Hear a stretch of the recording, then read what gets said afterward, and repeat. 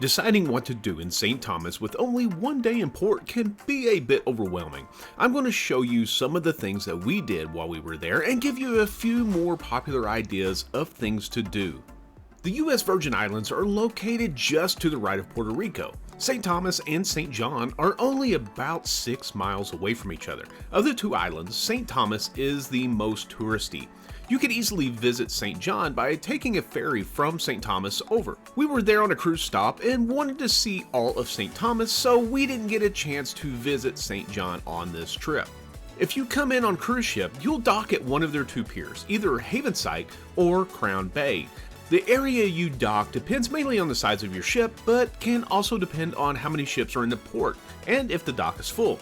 On busy port days, some ships will even have to drop anchor just offshore, and guests will ride a tender boat into the port. The docking piers for St. Thomas are located on the south side of the island. We came in on a Princess cruise and docked at Havensight, located just west of Charlotte Amalie. Cruise lines that typically dock at Havensight include Carnival, Celebrity, Norwegian, and most Royal Caribbean ships except for their Oasis class ships and Princess Cruise. Ships docking at Crown Bay are usually those with deeper drafts like the Royal Caribbean's Oasis class ships. Because Havensight is such a large pier, be prepared for crowds. This is especially important if you are traveling during peak cruise season or during winter holidays. Instead of taking an excursion, we decided to rent a Jeep and do our own tour of St. Thomas. Prior to arriving, I did some research and found budget rental that was supposed to be located right at the pier. I called them to verify their location and to reserve a Jeep for the day. I was told that they were located right next to the cruise port, and if they ran out of vehicles for that day, they had a free shuttle to take you to the next rental place that was just up the road.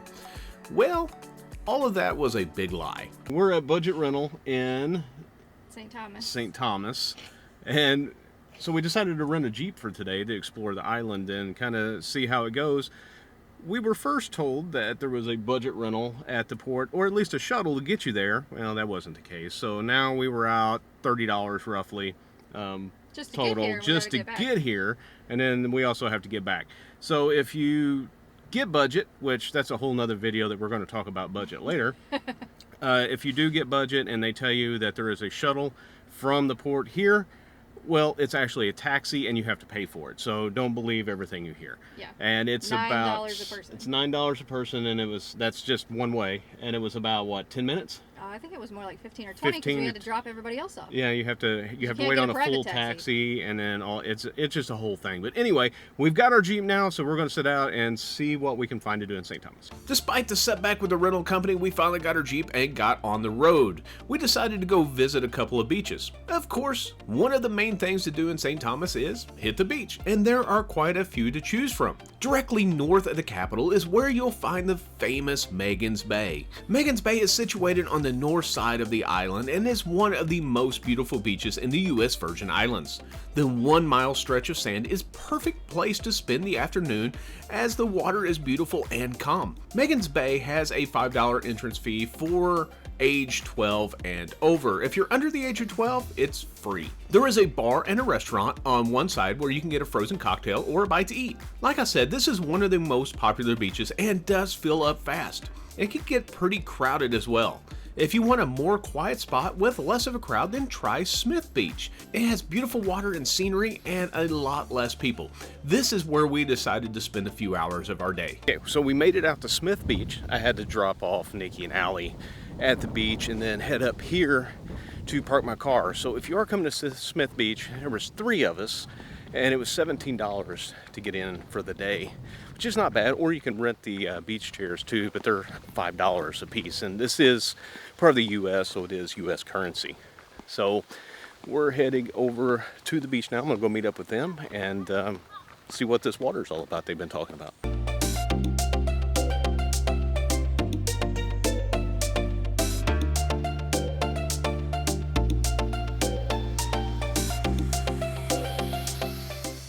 If you decide to stay at Magens Bay, you can hike to our next spot from here. I wouldn't recommend it unless you're an avid hiker. This trail is steep and not to mention rough and rocky. If you decide to take the challenge, you'll get lots of scenery on the way up to Drake's Seat. Drake's Seat is a scenic overlook from atop a mountain that gives you views of Magens Bay from above. Don't worry, you can still see the site without hiking to it. It's just off the road and you can easily drive there, and it's also on many of the tours that you can take. Back in the day, traveling around the island by foot or horseback was extremely difficult and tiresome. A man named Arthur Fairchild built Drake's Seat as a good place to stop and rest. If you're driving around St. Thomas, you'll likely run into this at some point. Make sure that you pull off the road and take in the views. Okay, so how's the driving on the left-hand side of the road? Well, I thought at first it was going to be really difficult. It's not too bad. I think what's worse is all the traffic that we're running into. And the switchbacks and people driving 100 mile an hour. Oh, and the lack of road signs? Yes. Keep right onto Valdemar Hill Senior Drive. And we're on Voldemort Drive. Whatever it is. Oh boy. Yeah. Oh That boy. is not going in video. I know. It might just go in the video. I think we are behind like a horse and carriage, but it's not what it is. A horse and You have the mic pointing forward. It's fine. Be sure to explore the city around Charlotte Amalie. It has a rich pirate history. This is Blackbeard's Castle and Blackbeard's Castle Inn. I guess you can stay here, but right now, unfortunately, it is closed for repairs. Yeah, so we can't get up here on it, but you can see it up here on the hill. It definitely looks old, and then I don't know if you can see them, but right up in this area here, there's some statues of Blackbeard and some other pirates over that way. But this is a really nice view, so I guess if you were a pirate staying up there, you could definitely see the bay down below here for anybody coming in, because one of the only ports in is right over there in this area, so they would have to come up right in here, and you definitely have a good defense in this area. It was built in 1679 as a watchtower to protect the harbor and is now a National Historic Landmark. Whether or not Blackbeard actually used this tower is kind of up for debate. Serving as one of the most popular St. Thomas tourist attractions, this castle takes you deep into pirate past. If you're in Charlotte Amalie and don't mind walking, you can take the famous 99 steps from Charlotte Amalie up to Blackbeard's tower. Before streets, there were step streets that were made to help get around the hills of St. Thomas in the capital. These steps are made from bricks that were brought over from Denmark and are now surrounded by tropical plants.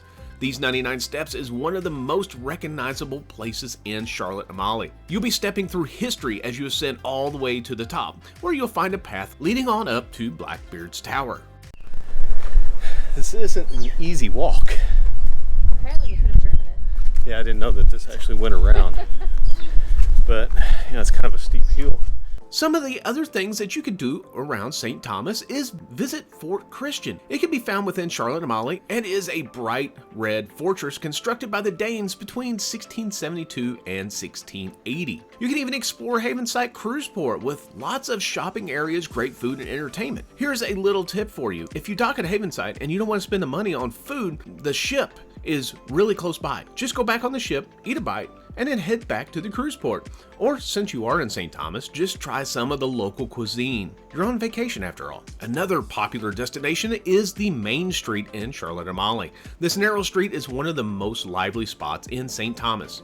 And it's also one of the Caribbean's premier shopping destinations, with duty-free goodies ranging from designer clothes, perfumes, electronics, toys, all kinds of stuff. There's something here for everyone. The cobblestone streets are also lined with happening restaurants and bars. Also enjoy some nearby attractions like old churches, synagogues, and different museums. If you want to get out and enjoy the beautiful water, take an excursion and try a full day of snorkeling, or go visit one of the many beaches located on St. Thomas. Or if you're feeling daring, go try out Extreme Zipline. The zipline starts high up in St. Peter's Mountain. You'll catch amazing views of Magens Bay as you zip your way back down. Hop on a sky ride up to Paradise Point. The sky ride is located directly across from the Havenside Cruiseport. If you're thinking about coming to St. Thomas, one of the questions you might have is, should I rent a car and drive around the island myself, or go through a company to do it? Well, we've been driving around the island all day, and I can tell you, if you're an experienced driver, if you are used to hustle and bustle, craziness, driving, people weaving in and out of traffic, then you're probably going to be just fine. But if you're somebody that is from a more rural area where you're not used to a lot of traffic, a lot of cars, constantly have to look out. Oh, and did I mention you have to drive on the left side of the road? Then maybe you should try to go through a tour company and not drive on your own. If you don't want to rent a car, there are other options that can help get you around St. Thomas. There are tons of taxis to hitch a ride between main Havenside Mall area and Charlotte Amalie. It's only about a 15-minute ride between the two spots. Trolleys also run in between the Crown Point Marina and Charlotte Amalie. Usually there's a small fee involved, so be prepared. The good news is that this is U.S. Virgin Islands, so they do accept U.S. currency. I felt it was important to kind of mention this. I know all of St. Thomas isn't like this, and I met some really nice and very friendly people there, but I also feel like I at least need to caution you. Several times throughout our day, we ran into rude and conniving locals. We had several lying to us, trying to get us to pay for things that we didn't need or want. Some of the businesses that we went in would tell you what you wanted to hear and not the truth, just to try to sell you something. This was especially true at Budget Rental. As in anywhere you travel, be cautious and know that this does happen. Like I said, this is not the entire St. Thomas area, but it did happen more frequently on this trip than it has in other locations that we visited, so I don't know if it was just bad luck for the day, but I just wanted to caution you about it. St. Thomas does offer beautiful beaches, delicious food, and an exciting look into the life of pirates. Whether you're there to relax on a beach or do something more exciting like ziplining or snorkeling, there is something there for everyone. Be sure to hit that subscribe button so you don't miss out on our future videos. I want to thank you guys so much for watching, and we will see you on the next adventure.